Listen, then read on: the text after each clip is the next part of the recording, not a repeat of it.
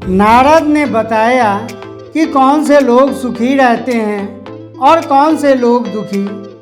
दर्शक बंधु, आज की कहानी आपको बहुत कुछ सिखाने वाली है और यह कहानी आपके जीवन के लिए बहुत उपयोगी सिद्ध होगी।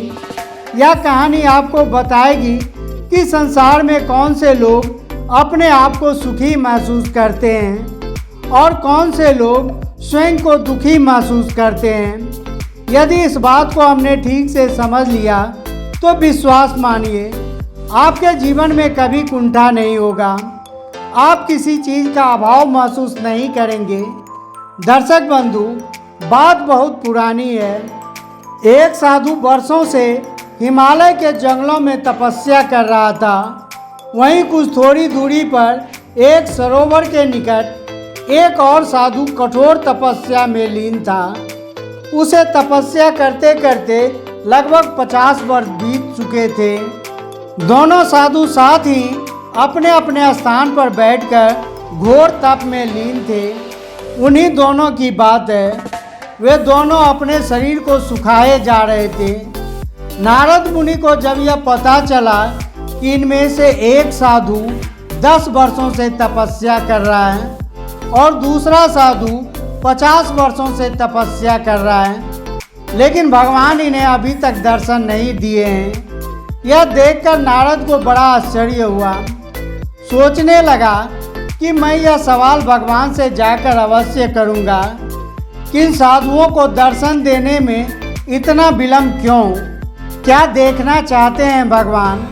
नारद मुनि ने बिना देरी किए भगवान विष्णु के समक्ष जाकर यही प्रश्न कर दिया, हे परमेश्वर, मैं जब पृथ्वी लोक पर गया तो मैं वहां आपके 2 भक्तों को घोर तपस्या करने में लीन देखा।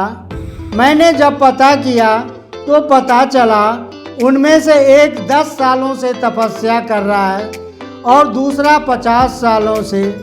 मुझे यह समझ में नहीं आया कि आपने उन्हें अभी तक दर्शन क्यों नहीं दिया।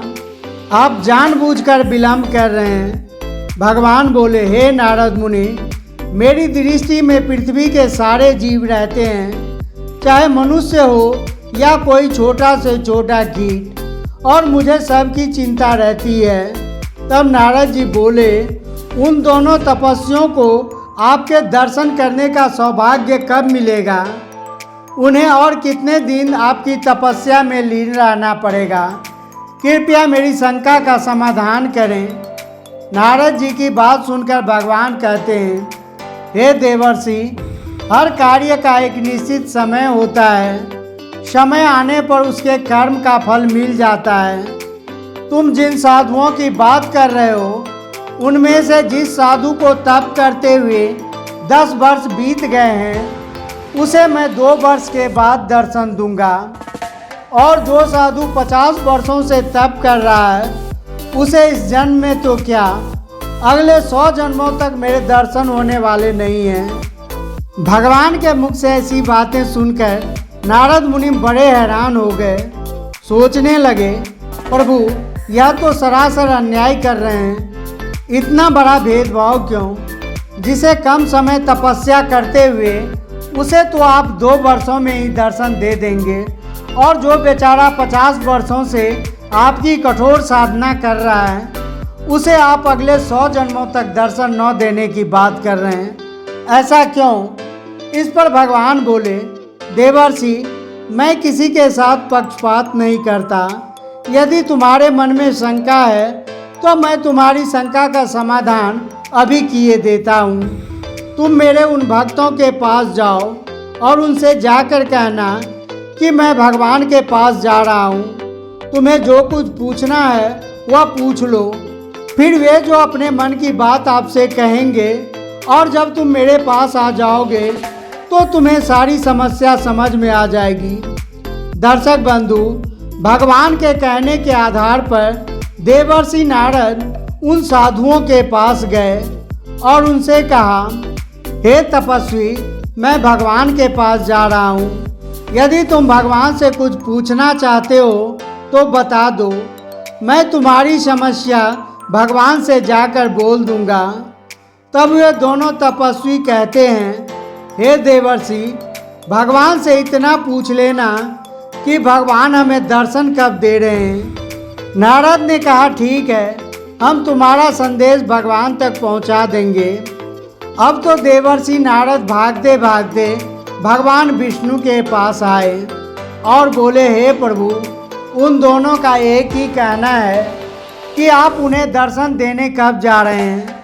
तब भगवान बोले, हे देवर्षि, अब तुम उन्हीं साधुओं के पास फिर से जाओ और जो साधु 50 वर्षों से तप कर रहा है उससे कहना कि तुम्हें 50 वर्ष तपस्या और करनी पड़ेगी, तभी भगवान दर्शन देंगे।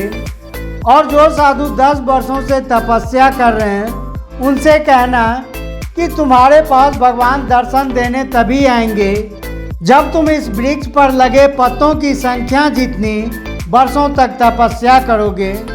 जब तुम उनसे यह बात कहोगे तो तुम्हारे प्रश्न का उत्तर मिल जाएगा। दर्शक बंधु, भगवान की आज्ञा के अनुसार देवर्षि नारद मुनि चले और जो साधु 50 वर्षों से तपस्या कर रहा था उससे जाकर यह बोले कि भगवान ने कहा है कि तुम्हें अभी 50 वर्ष तपस्या और करनी पड़ेगी, तभी भगवान दर्शन देने के लिए आएंगे। दोस्तों, 50 वर्ष का नाम सुनते ही साधु के धैर्य का कवच टूट गया। उसने अपना सट्ठा, कमंडल, माला सब गुस्से में उठाकर फेंक दी और क्रोधपूर्वक भगवान को अपशब्द बोलते हुए कहा, हे नारद मुनि, मुझे नहीं चाहिए भगवान के दर्शन। मैं 50 वर्ष से तपस्या करके अपने शरीर को गला दिया, पर भगवान को अब भी संतुष्टि नहीं मिली। अगर 50 वर्ष मुझे और तप करने के बाद भगवान मिलेंगे तब तक तो मैं बूढ़ा हो जाऊंगा और बुढ़ापे में मुझे ना भगवान की ज़रूरत है और न वरदान की।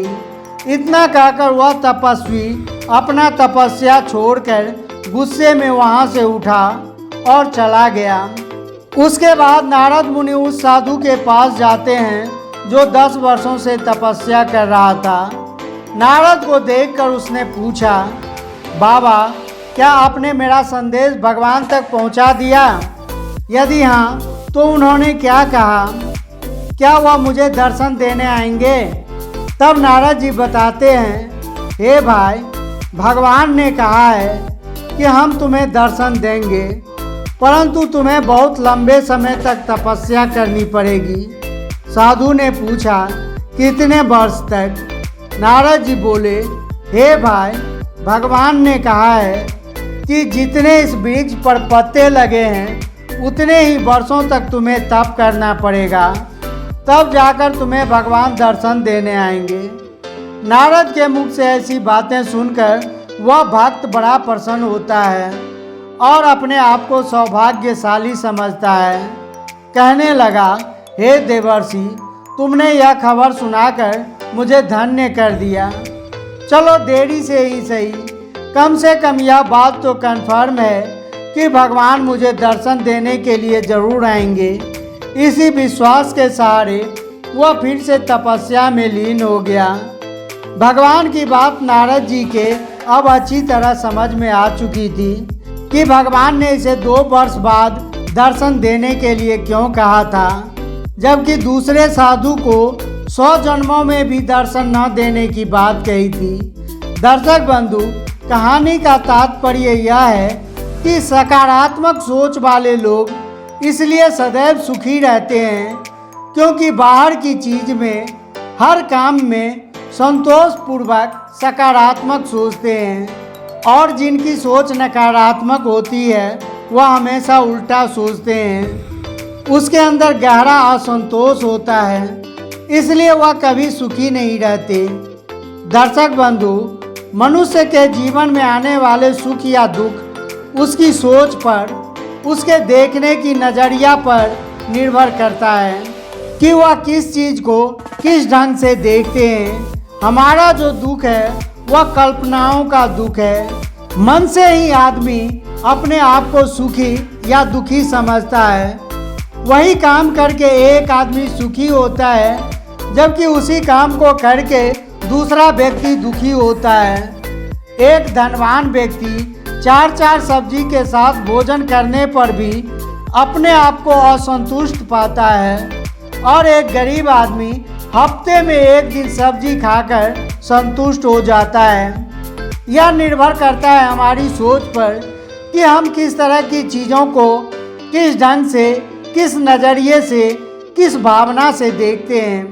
दर्शक बंधु, उम्मीद करता हूँ कि यह बात आपको ज़रूर समझ में आई होगी। तो चलिए मिलते हैं अगली वीडियो में एक ज्ञानवर्धक चर्चा के साथ। आप सभी दर्शकों का बहुत बहुत धन्यवाद। जय श्री कृष्णा।